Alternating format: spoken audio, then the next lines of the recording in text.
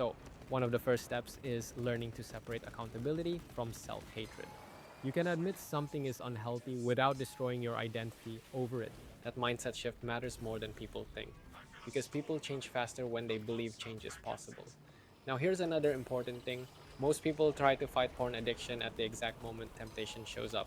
That's usually too late. And by the time someone is alone at 1 a.m., exhausted, stressed, scrolling mindlessly, and already fantasizing, the brain has usually entered autopilot.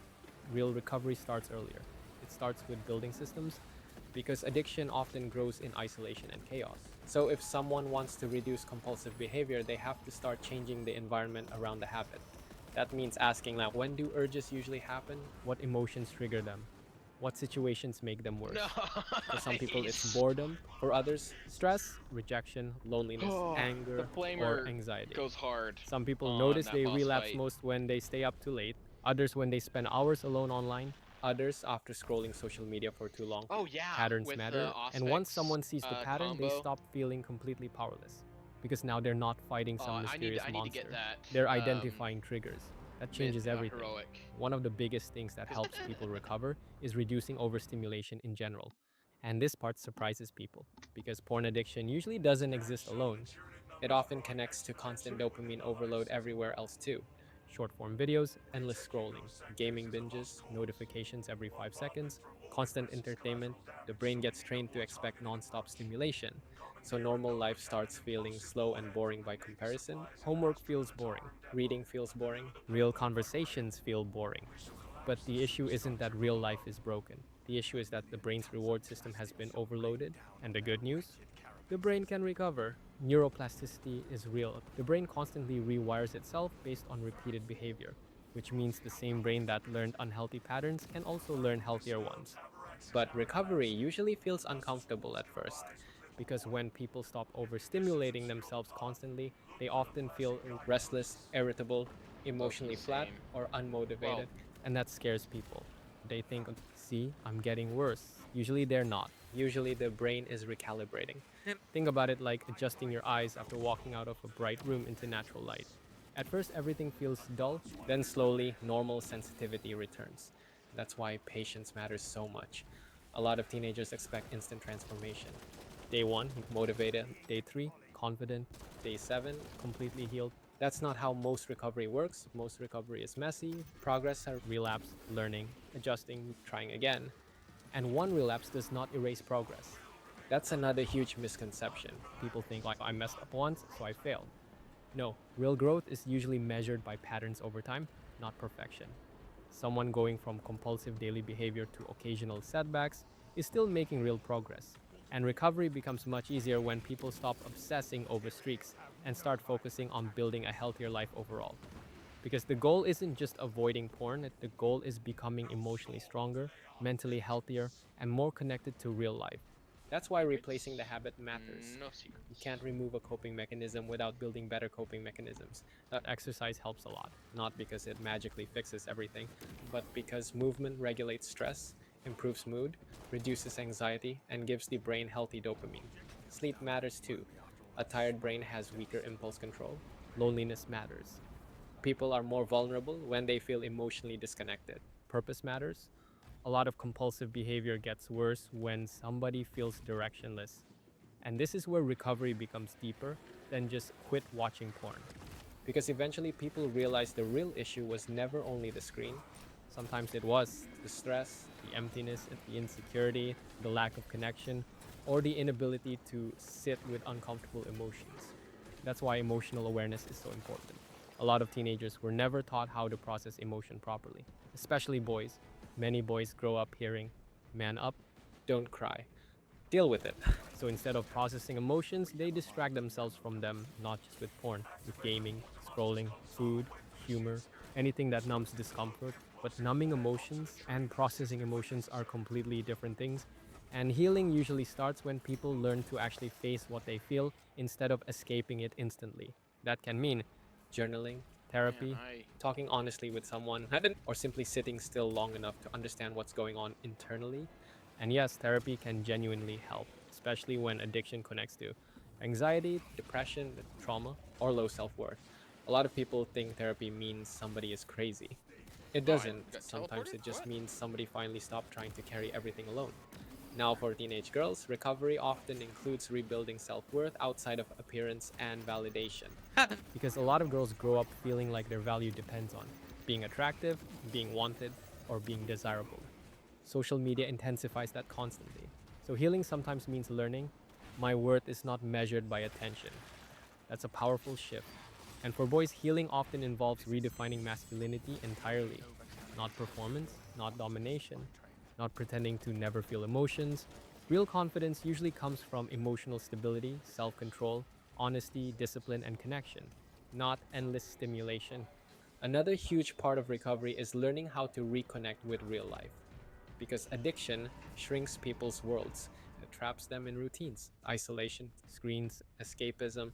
But real life starts expanding again when people begin doing difficult but meaningful things, making friends, learning skills, going outside, building confidence slowly, having awkward conversations, developing hobbies, taking care of physical health. At first, it can feel boring compared to instant digital stimulation. But over time, something changes. Real experiences begin feeling rewarding again. And that's important because humans were never designed to live entirely inside algorithms. We're wired for movement, purpose, relationships, creativity, community, not endless scrolling in dark rooms at 2 a.m. One thing people also need to hear is this: recovery is not linear. Some people quit quickly, others struggle for years. Some improve dramatically, then relapse under stress. That doesn't mean change is impossible, it means they're human. And usually, the people who heal long term are not the people who never fail. They are the people who keep getting back up without giving up on themselves completely. Consistency matters more than intensity. Small daily improvements matter, deleting one trigger matters, going to sleep earlier matters, spending less time isolated matters, learning emotional control matters, having real conversations matters, and over time, those small decisions compound. Now, there's also a bigger cultural issue here. Teenagers today are growing up in an environment built to capture attention constantly. Every app competes for dopamine, and everything is optimized to keep people consuming, which means self control today requires more awareness than ever before. And honestly, schools rarely teach this. Most teenagers are never taught how dopamine works, how habits form, how algorithms affect attention, how emotional regulation works, or how addiction develops. So many young people blame themselves without understanding the system they're growing up inside. And awareness changes things because once someone understands what's happening psychologically, they stop feeling completely trapped. They realize, "Look, my brain adapted to a pattern, and patterns can change." That's the hopeful part of all this.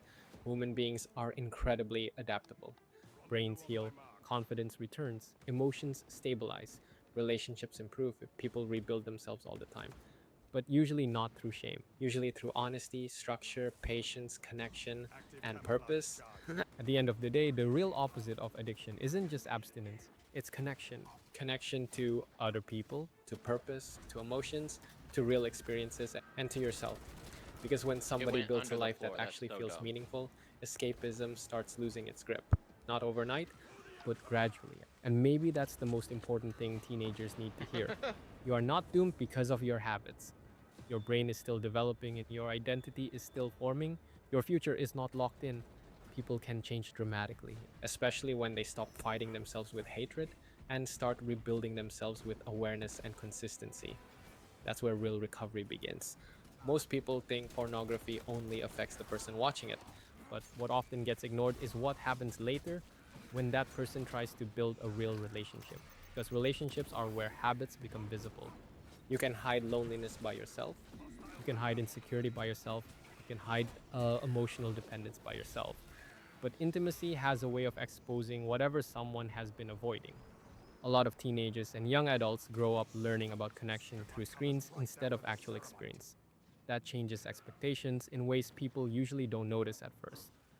Someone can enter a relationship genuinely caring about another person while still carrying distorted ideas about attraction, intimacy, communication, or emotional closeness. And the scary part is that many of those ideas feel normal because they were repeated so often online. One of the biggest effects pornography can have on relationships is unrealistic expectation, not just sexually, emotionally too. Real relationships are awkward sometimes. People get insecure, communication fails, attraction changes over time. Stress affects intimacy, emotions get complicated. Porn skips almost all of that. It removes vulnerability from the picture. There's no need for patience, no emotional risk, no fear of rejection, no difficult conversations. Everything is instant and controlled. So, when someone gets used to stimulation without emotional effort, real intimacy can start feeling frustrating instead of meaningful. That's why some people slowly lose interest in emotional connection itself. They still crave pleasure, attention, validation, or novelty. Oh, he's right there. But emotional closeness begins to feel exhausting, Giant shoulder and pad gets in the way. relationships can't survive long term without emotional presence. One person starts feeling Well, it was lonely also, like, even while scoped in, technically being but- loved. That happens more than people realize. There are relationships where both people are physically together all the time, but emotionally they feel miles apart. Sometimes porn contributes to that disconnect because it trains people to consume intimacy instead of participate in it. That difference matters. Consumption is passive. Real connection requires attention, empathy, vulnerability, listening, patience, honesty, all the uncomfortable human parts that algorithms can't simplify. Another issue is comparison. People compare themselves constantly already. Porn amplifies it.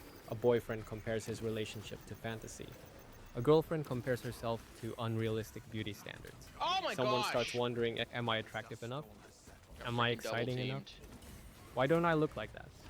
Why doesn't our relationship feel like that? Thank you. The comparison quietly damages confidence on both sides, and what makes it worse is that most people never say it out loud. They internalize it. A lot of young men begin feeling pressure to constantly perform. They think intimacy is supposed to look flawless and intense all the time. If reality feels slower or emotionally deeper, they assume something is wrong. Some become anxious during real intimacy because they are stuck in their own head, analyzing themselves instead of actually connecting with another person. Meanwhile, many young women feel pressure to compete with impossible standards they were never meant to compete with in the first place. Perfect lighting, edited bodies, performative reactions, endless novelty. No real human being can realistically compete with fantasy designed by algorithms and entertainment industries. Over time, this can slowly erode self esteem inside relationships, and insecurity changes how people love. Some become emotionally distant because they fear rejection, others become overly dependent on validation. Some stop communicating honestly altogether because they are embarrassed about the struggles. That silence creates emotional separation little by little.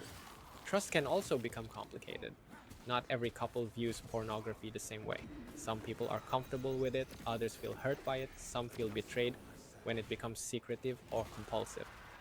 The problem usually isn't just the content itself, it's the emotional distance that grows around secrecy. If one partner constantly hides behavior, lies about it, or withdraws emotionally, the other person often senses something is wrong even if they can't explain it. And humans are very sensitive to emotional disconnection. People notice when affection changes, when attention changes, when presence changes. Even subtle shifts matter. A relationship starts feeling colder, conversations become shorter, physical intimacy becomes less connected emotionally. One person may begin feeling more like an object than a partner. That feeling hurts deeply because everyone wants to feel chosen, not compared. Another thing people don't talk about enough is how porn can affect attraction over time. The brain responds strongly to novelty, that's normal. But when someone becomes used to constant novelty, endless options, and rapid stimulation, long term relationships can begin feeling less exciting simply because familiarity replaces novelty. That doesn't mean the relationship is bad, it means the brain adapted to constant stimulation. Healthy long term relationships are built differently. They rely on emotional depth, trust, shared experiences, safety, and connection, not nonstop novelty every second. But if somebody's reward system has been trained to constantly chase intensity, stability can accidentally start feeling boring. That's dangerous because stability is actually one of the most valuable things a relationship can have. A lot of people sabotage healthy relationships because their brains became addicted to excitement rather than connection. And social media makes this worse. People are constantly exposed to curated relationships online. Perfect couples, perfect bodies, perfect lifestyles, perfect romance. So now Carnifex. relationships are competing not just with pornography, but with fantasy everywhere. People start expecting constant excitement and validation instead of understanding that healthy love is usually quieter than entertainment makes it seem. Real love often looks repetitive, showing up consistently, being patient, and having difficult conversations, growing together slowly. That doesn't trend online very well. Now, obviously, not everyone who watches pornography struggles in relationships.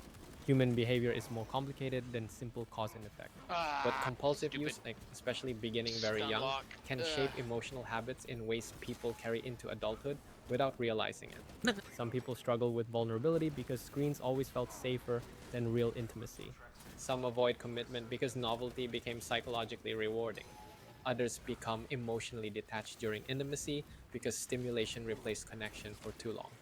And then there's shame. Shame damages relationships Yeah, I did. quietly. That was good. When someone feels trapped in a habit they hate, they And homie often is pull just away emotionally from the people closest to them. deucing out Not that always because they artifacts. don't care, sometimes because they Yeah. feel embarrassed, conflicted, or afraid of being I was truly like, I'm known. gonna go in. I got But my Melta relationships need Blasto, honesty to Melta or survive, and whatever, without and just honesty, blow people the heck, slowly and I start just loving died for edited my second versions of each other warrior. instead of reality, and eventually emotional exhaustion sets in. One partner feels Oh, okay. ignored, the other feels guilty. At least he helped. At Nobody least him fully for him. talks about it. That cycle can continue for years if people avoid uncomfortable conversations. But this is also where things can improve. Because relationships are not only damaged through habits, they can also heal through honesty.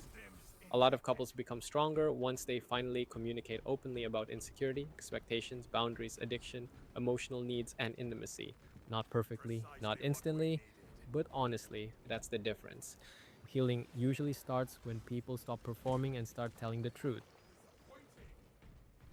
Departmental Electoral Ordnance Transfer 3639 loading complete. Manifest Oh, updated. oh, sorry. Did that hurt? Okay.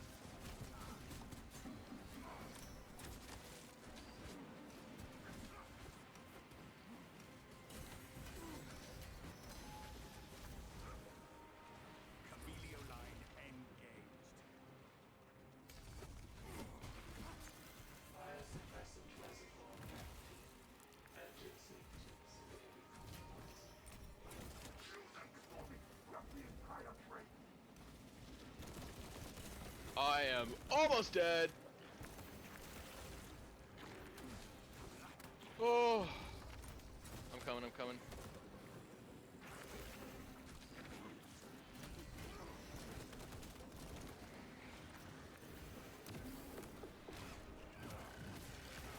Active camouflage charge.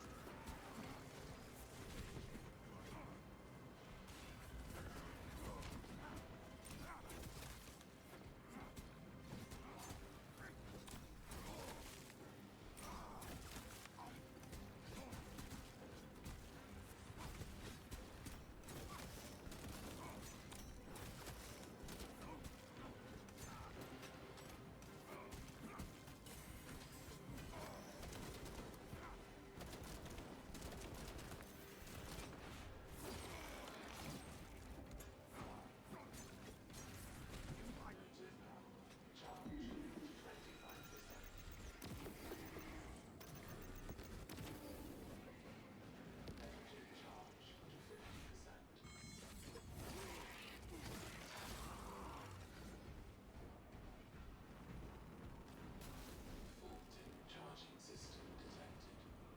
Engine seer requested to perform rites of restoration. Link your armor to the Mechanicus device.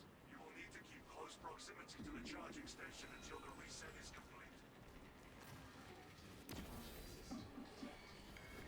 Engine seer requested to perform rites of restoration. Establishing diagnostic connection.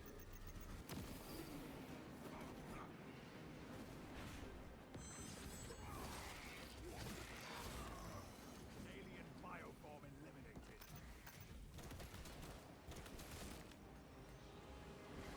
Changing magazine.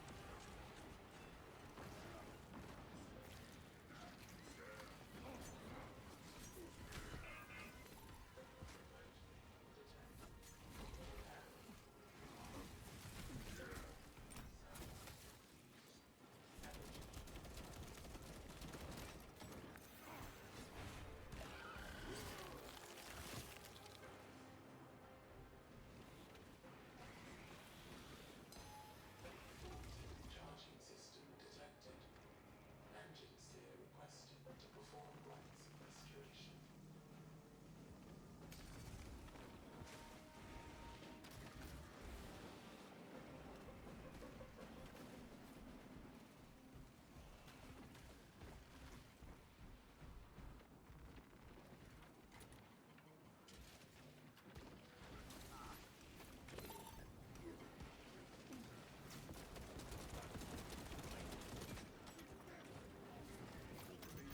Okay, screw you.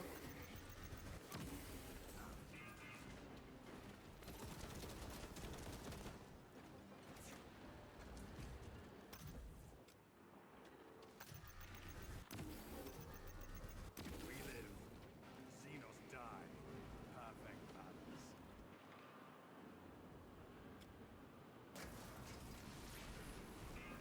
You got it? Awesome. Power connection restored through the grace of the Omnissiah. Engine charge to 75%. Dispatcher, the engine is charged and prepared for departure. Deploy immediately. With pleasure. Oh boy! Guide this weapon into the heart of our...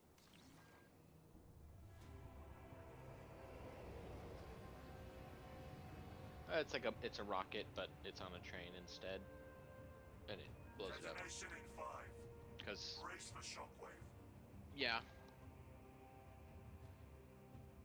instead of launching the missile, they train it over for some reason. Tons of plasma.